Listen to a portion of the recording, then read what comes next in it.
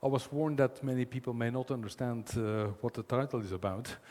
So this is in fact about a piece of literature in the Anglo-Saxon world called The Hitchhiker's Guide to the Galaxy. It's a kind of a funny novel with as author Douglas Adams.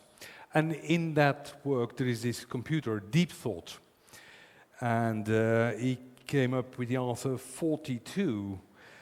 42 was the answer to the ultimate question of life, the universe, and everything.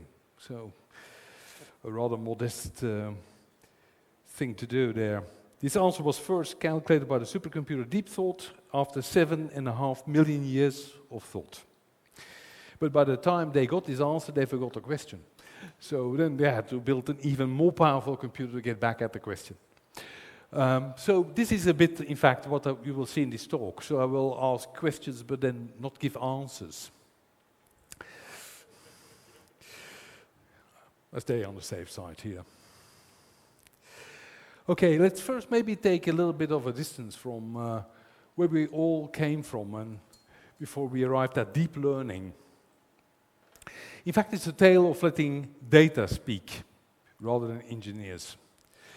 So if you want to visually recognize from an image some object, there are a number of things you need. You have to decide what kind of features you will use. So you have to design those features.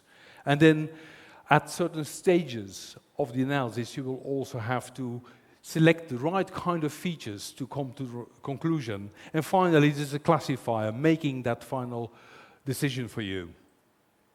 Now, initially, all these things were done manually. So someone would sit down, think about the features to use, and in different stages of decision making, which features to use when, and then finally also how the decisions would be made based on these features. All was done manually. This was the age of so-called expert systems. It was also the winter of AI, basically, soon after, because unfortunately this thing never worked. So one would go to a doctor and ask, if you look at this radiography, how do you conclude that this is a bad cancer case? And, well, people would try to come up with the rules they use, but they could never make them very explicit. So this whole thing basically failed. Soon after, people started to automate at least the classifier thing. So they would still hand design the features, decide which features to use when, but then the actual decision-making itself would be automated. Examples are support vector machines, and they tended to already perform better than before. Soon after that, even the feature selection, so what to base the decisions on at a certain stage, was automated. And we got random forests as an example. Improving again. But then, you see it come, everything was done automatically. Now also the features to be used, to be extracted from those images, to do the recognition, would be determined by the system itself. And of course that is where we are now, with convolutional neural networks as an example. So you see, basically it's about engineers making themselves totally useless. Right? Throw out the engineer, you could say. Now, of course, it's not that bad, so don't despair. We have a future, because now the whole workload comes at selecting the right kind of neural network architecture. And you heard about architectures before in the previous talk. So for different things, you have different architectures. And people are still working on these architectures, like transformers. They are now appeared as a new kind of network. Nerve, doing fantastic things, right? So the question is, what is still out there that we didn't think of yet? And not only that, I think that actually also the design of sensors deserves a bit more of our attention than they currently do. Okay, so we have neural architectural search, which is indeed an attempt to come up also automatically with the right kind of architecture. So people are working on that, trying to figure out the architecture fully automatically. It's a hot topic, but it's also a very difficult one. So the search space of all possible architectures you can imagine is huge. So usually people start with a limitation to what the system could find.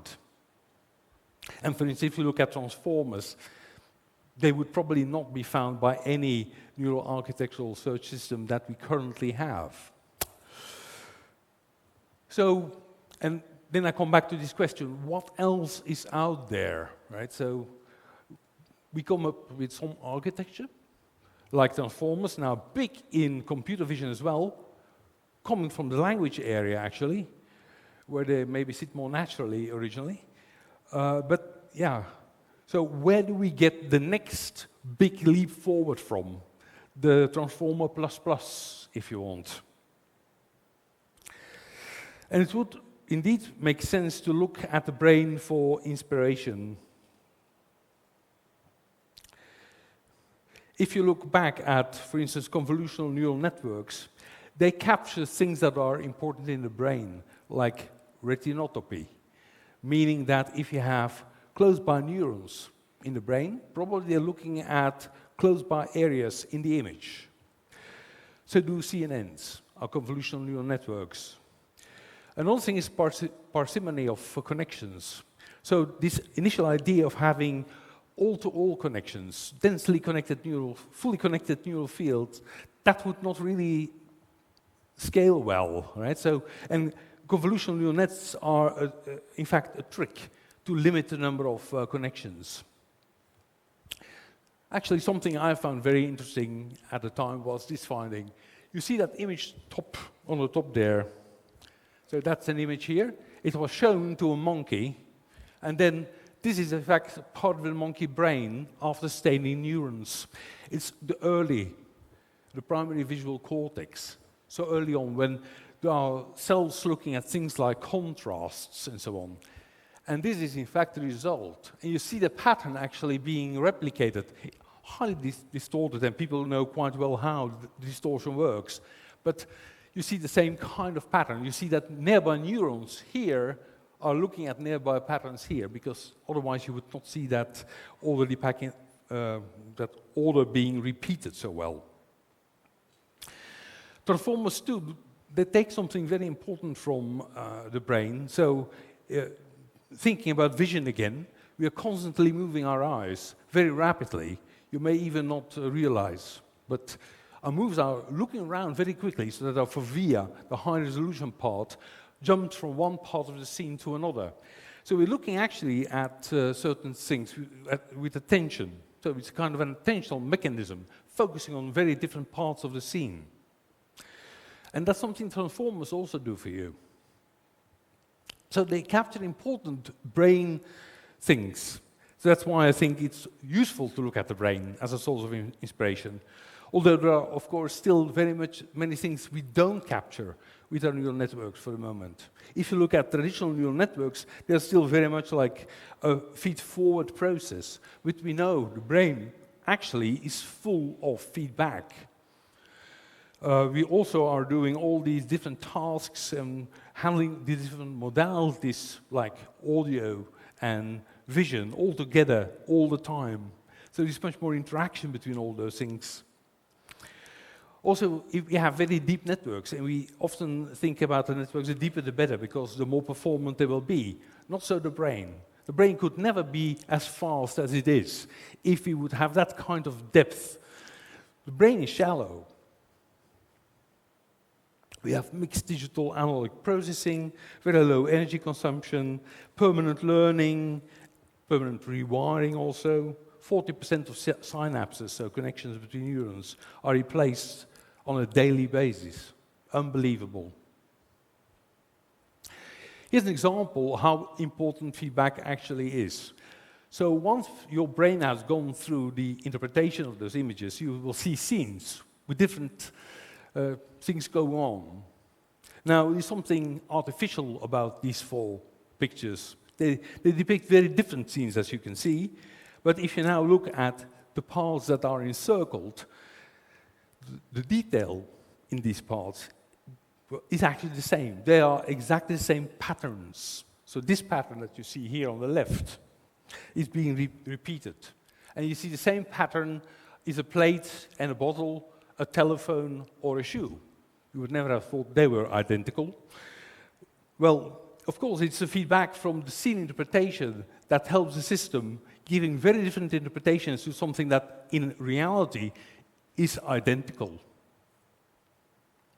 So feedback, very important, but we lack most of that in our current system.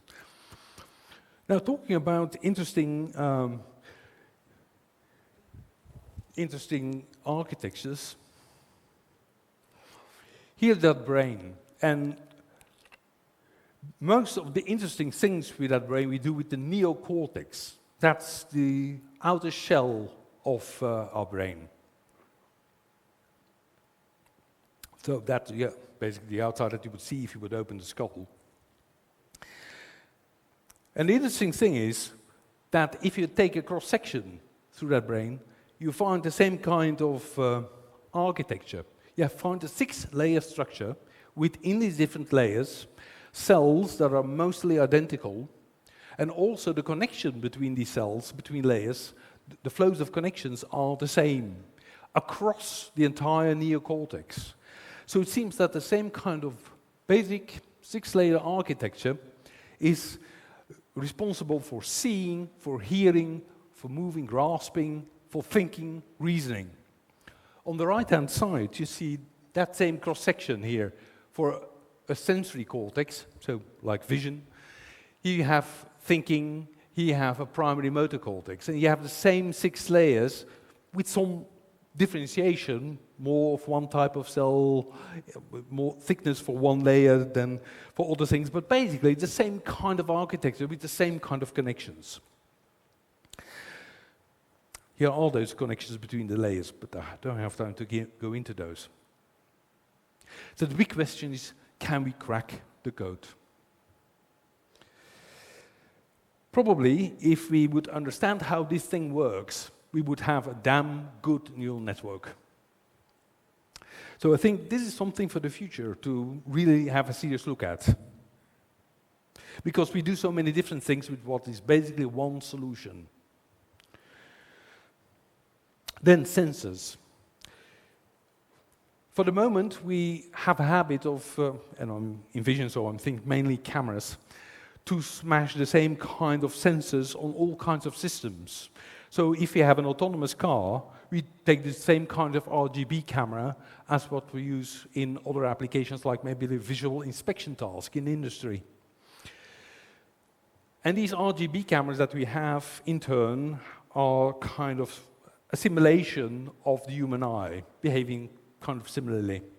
But the question is whether that is a good strategy. Shouldn't the optimization of our systems, of our neural networks, that we're used to optimizing these neural networks, should that optimization also not include the camera design, so that we would have a specific kind of camera optimal for the task? And in fact, nature seems to be doing exactly that. So if you have multiple species, and you see different eyes here on the bottom, you have different kinds of eyes. Because the lifestyle of these different animals, what they need to do, what their tasks are, is different. So we have different spectral sensitivities, sometimes multiple eyes, like the spider has 8. You also have different diaphragms, different designs altogether. Here's an interesting example. It's a cock-eyed jellyfish. You would never think to meet them at an INSAIT meeting, but it's an animal living in the deep sea, in the deep ocean, where it's very dark. And in fact, it will swim on its side, and it has 2 eyes. One eye and a second eye. And what you immediately see is they are completely different.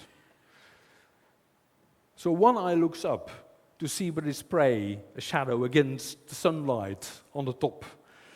And the other looks into the dark ocean to see whether any danger is appearing. So 2 dedicated eyes on the same animal with different roles. Or a goat, closer to home. So it has this horizontal slit. And if a goat rotates the head, the slit will remain horizontal. Again, a specific eye design optimized to see in a wide field of view, but not having too much glaring sunlight coming in, so protecting against blinding.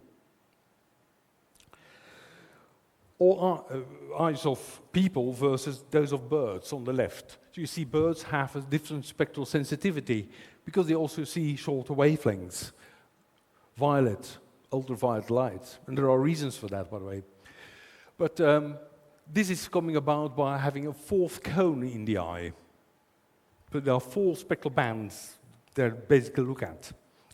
We have 3 only, RGB. Okay. So we should actually start asking questions like, suppose you're an autonomous car, that's your species. There are certain things you have to do. You don't have to pluck an apple from a tree, and you don't have to fall in love. But there are other things you want to do. You don't want to crash into things, right? This autonomous car, what kind of camera should you have? What kind of sensors would you want to add to that car? So we also have been working on autonomous driving. And yeah, you see the kind of bird's eye view on the bottom where we have integration of different normal cameras, RGB cameras. And then the middle is the semantic segmentation, like purple is road and red would be the lane markings, green is vegetation and so on. On the right-hand side below you see what's green is where you can go with your car and what's red you should steer away from. And on top, of course, you have this people versus people in car detection and all these things that are going on in parallel in a multitasking system. But the question is, of course, is an RGB camera truly the best camera we can use? Jury's out. Yeah, more on the autonomous driving thing. So on the right, tracking these objects in these 3D boxes. We also saw that before. And of course, for that, in order to do that, you have to make a number of compensations. You have to compensate for the deformation that happens in your front screen, your glass deforms. You're looking with your camera behind a window. You also have to look at the ego motion of the car. It will go up and down, so you want to do this very fast slam type of operation, knowing how the camera is moving, because knowing how the car is moving, and then making good for that. You will see that the fittings on the right are better than on the left, where you don't have that compensation. And that's all nice and well, but here's the thing, right? It may never rain in California, the song, but it often does elsewhere. That's, of course, an issue that was also mentioned before. So we have to deal with all these difficult circumstances. It gets dark, it gets rainy, snowy, and dark. So that's the reason why we're also looking at multiple sensors. Like in this case, we have radar, LiDAR, frame, normal cameras, frame detection, and then event cameras. Here you see them worked out. An event camera looks at differences. It's very fast in detecting changes in the image, but it suffers a bit from limited spatial resolution. Then LiDAR, the depth image, it was mentioned before, radar. You try to smack all those things together in the hope that you can combine features from all these different sensors to survive bad weather, difficult circumstances. But again, the question would be, can't we come up with an optimal set of sensors that would be really the ideal thing for a car or another application? Now, this is difficult to do because the ideal thing would be to have a super sensor that does it all, and then you can peel off things to see what you want to stay with. But of course, we don't have a super sensor like that. But I think that electromagnetic metamaterials may actually offer a window of opportunity there in the future, because these are very fine structures put on top of sensors that act like a selective lens, depending on the structure. If you could make that time dependent, you could start to scan over wavelengths and so on. Then I want to end with mid-level representations. So in the times before deep learning, long time ago, Actually, not that long, maybe 10 years. People are thinking about different aspects like mid-level representations, gestalt principles, things that we know human vision is sensitive to, or hierarchies, like looking at hierarchies of objects. If you take, for instance, fruit or apple, and then Yona gold as a specific type of apple, it comes out that people are much faster to detect or recognize objects at that mid-level. The apple is kind of the canonical kind of classes. They go fastest. More general classes like fruit is more difficult and more specific as well. These days we have lost quite a bit of that interest. So these deep neural networks seem to do it all for us, but representations that are more hierarchical have gone out of the system. And the question is whether that's such a good thing after all. So, if you look at these two random dot patterns, I hope you can see that the one on the left has these vertical and horizontal symmetries, okay? And the one on the right is random. It has no symmetry. Now, if you can't see that, go to a doctor. Okay, now I will change these two patterns just a little bit. What we will do is we take a small strip around the vertical axis and smack that onto the right pattern, and a small horizontal strip around the horizontal symmetry axis and put that on the pattern on the right as well. And then we do the same, but in the other direction. We take these horizontal and vertical slits here and we put them on here. And what you see is that although a large part of this pattern is still symmetric, yeah, once you start to focus on it, you probably see it, but otherwise you wouldn't notice. But now this pattern seems to be symmetric, but we know most of it actually is not. Okay? So, now people have been thinking about symmetry detection as redundancy reduction, and you can go to algorithmic information theory and think of how you can eliminate redundancy from patterns like these. The problem is, it's just too complicated. You can't do it in reasonable time. Nonetheless, our system is known to be sensitive to these things like symmetries. So it does something with that. And that's an important thing that we are currently still missing in our networks, I believe. That these Gestalt principles, they kind of went away, but our brain still picks up symmetry. So there's a role for them. And notice that in these random patterns that we just had, it's all about some very abstract type of pattern. This is not a specific object, this is just some pattern, and you can still see the symmetries. So it's a property per se that the system can pick up, that our brain can pick up.